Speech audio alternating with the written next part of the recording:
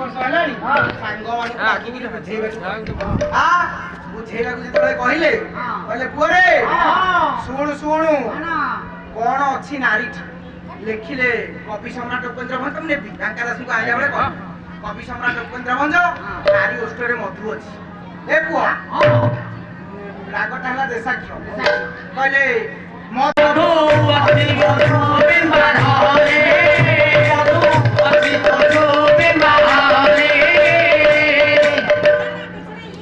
ମଧୁ ଅଛି ମଧୁ ବିମ୍ବାଧରେ ମଧୁ ଅଛି ମଧୁ ବିମ୍ବାଧରେ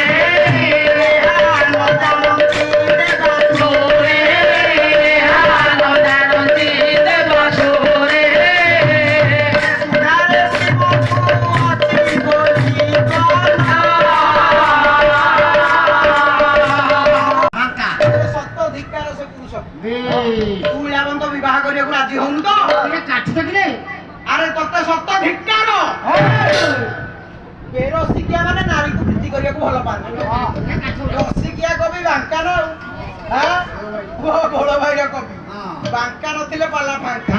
ତେଣୁ ରସିକିଆ କବି ରସିକିଆ ପଦ କହିଲେ ମାନେ ଯୋଉ ପୁରୁଷ ମାନେ ବେରସିକିଆ ଯାହାର ରସ ନାହିଁ ସେ କାଠୁଆ ପୁରୁଷ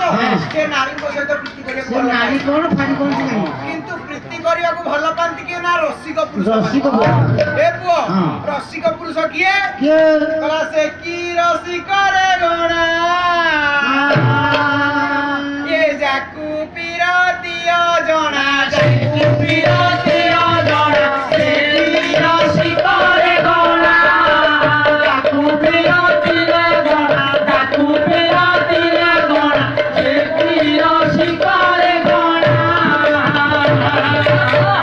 অঙ্কে ধরি রামামণি তুষি নাহি মন জানি অঙ্কে ধরি রামামণি তুষি নাহি মন জানি অঙ্কে ধরি রামামণি তুষি নাহি মন জানি অঙ্কে ধরি রামামণি তুষি নাহি মন জানি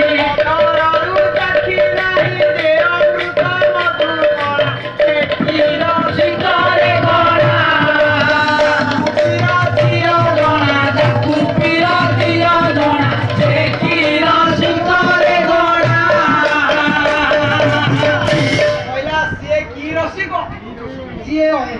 কোড়রে নারী কি ধরিকিরি তাকু গেল করেনি তা ওঠরু মধু টিকে চাখিনি সে কি রসিক সে কি পুরুষ ধিকার রহিলা।